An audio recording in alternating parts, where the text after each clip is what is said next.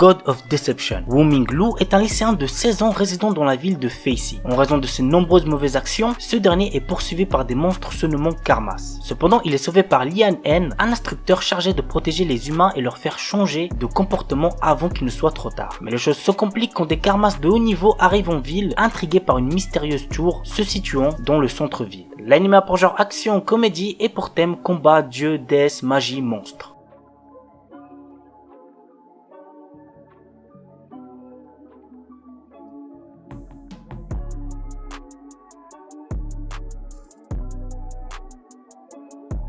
The God of High School. Bordel, c'est quand qu'elle sort la saison 2, j'attends ça avec tellement d'impatience. Pour l'instant, j'ai pas trop envie de continuer avec le webtoon puisque je préfère découvrir la suite en animé. Et après lire le webtoon, ce que j'ai vu dans l'animé. Ouais, c'est pas très intelligent, je sais. Bref, pour ceux qui ne connaîtraient toujours pas cette œuvre, même si ça m'étonnerait, voici un petit résumé. Jin Mori, notre héros, se vante d'être extrêmement fort lorsqu'il s'agit de se battre. Sa vie bascule quand il est invité à participer au tournoi God of High School, visant à déterminer le lycéen le plus puissant de tous. S'il gagne, tous ses vœux seront exaucés. Mais les autres participants ne sont pas en reste et chacun vient avec ses propres motivations pour accéder à la victoire et ainsi réaliser ses souhaits. L'anime a pour genre action, aventure, comédie, fantasy, shonen, surnaturel, tournoi et pour thème arts martiaux, combat, dieu, déesse, organisation secrète.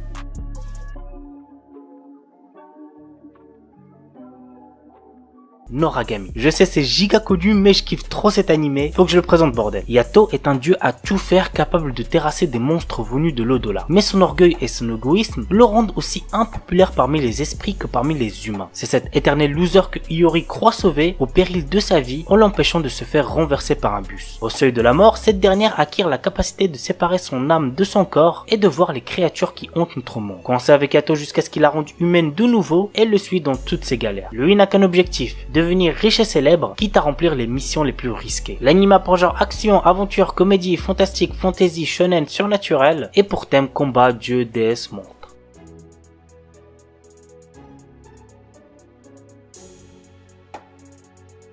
Reikenzan. Dans quelque temps, une comète chutera sur Terre. Afin de contrer cette menace, le clan Reiken décide de recruter de nouveaux disciples via un examen d'entrée. Ils espèrent ainsi trouver l'élu capable d'empêcher cette calamité de se produire. Nous suivons l'histoire d'un jeune homme qui décide de tenter sa chance à cet examen. Il est d'ailleurs très différent des autres puisqu'il possède une âme spéciale qui, selon la légende, n'apparaît qu'une fois par millénaire. L'anime a pour genre action, aventure, comédie, fantasy, surnaturel et pour thème contes et légendes post-apocalyptiques, super pouvoir.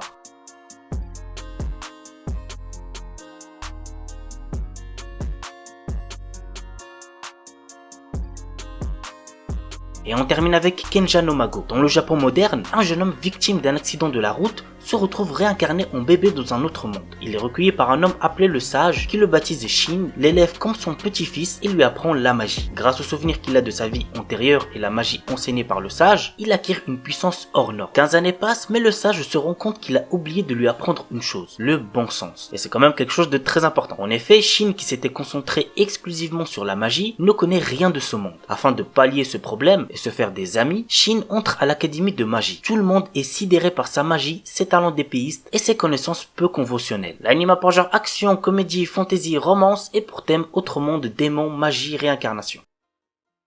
Yushibu. L'histoire se déroule dans un monde fantastique où les terres du Nord sont gouvernées par le roi démon. Les personnes qualifiées lors de l'examen national pour être Yusha, qui veut dire héros, seront envoyées en mission pour combattre les démons. Nous suivons la vie du jeune Roll Chaser, le meilleur étudiant à l'école préparatoire pour devenir Yusha. Malheureusement, un héros arrive à battre le roi démon et les étudiants se retrouvent sans travail. Roll devient ainsi vendeur dans un magasin. Un jour, une fille pose sa candidature pour travailler à temps partiel dans la boutique et il s'agit de Fino Bloodstone, la fille du roi démon. L'anime vole pas très haut niveau scénario, mais ça reste quand même assez plaisant à voir. C'est un peu similaire à Atarakuma Osama, que vous devez je pense sûrement connaître. L'anime a pour genre action, comédie, ecchi, fantasy, romance, slice of life et pour thème apprentissage, démon, harem, magie.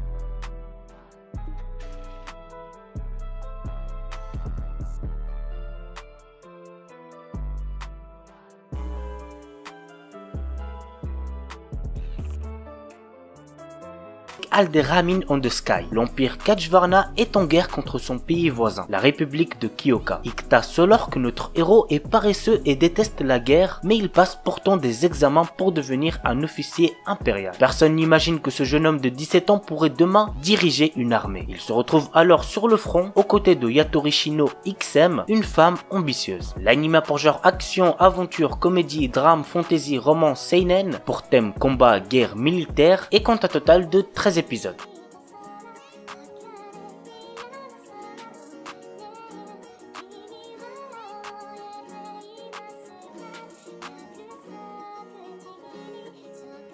Katanagatari. L'histoire se déroule pendant l'ère Edo, une ère pendant laquelle les sabres des samouraïs se heurtaient aux couteaux des ninjas. Shishika Yasuri est le dernier descendant de l'école Kyoto, une école de combattants un peu spéciale, car contrairement aux ninjas et aux samouraïs, cette école n'utilise pas d'armes pour se battre. Le maître du style Kyoto a été banni, lui et toute sa famille, sur une île déserte. Par conséquent, Yasuri, son fils, a grandi isolé du monde. Un jour, un général de l'armée du shogun, qui n'est autre qu'une jeune fille nommée Togame, se rend sur cette île pour lui demander de partir en quête de 12 épées légendaires dont la possession très convoitée permettrait à elle seule de régner sur le monde. Yasuri quitte alors son île et sa sœur pour partir avec Togame à la recherche des 12 épées. L'anime a pour genre action, drame, fantasy, romance, pour thème arts martiaux, ninja, samouraï, et il est déconseillé au moins de 16 ans puisqu'il contient beaucoup de violence.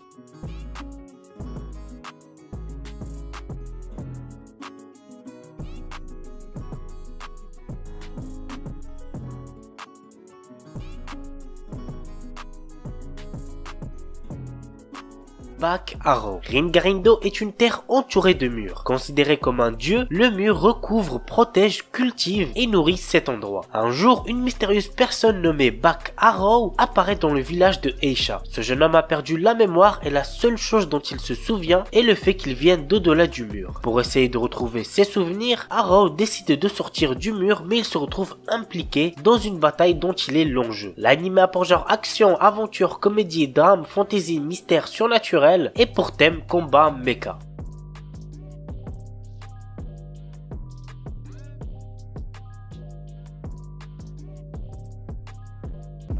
Buzu Choju Machiavélisme. Fudo Nomura est un étudiant fraîchement transféré dans un lycée qui a pour particularité de donner des armes à ses étudiantes afin de ne pas subir de harcèlement de la part des garçons. Peu de temps après son arrivée, notre héros devient la cible de Rin Onigawara, l'une des 5 combattantes à l'épée qui règne sur l'établissement. Afin de retrouver sa liberté, il devra vaincre les 5 jeunes femmes. L'anime a pour genre action, comédie, shonen, pour thème arts martiaux, combat, école, harem, et compte un total de 12 épisodes.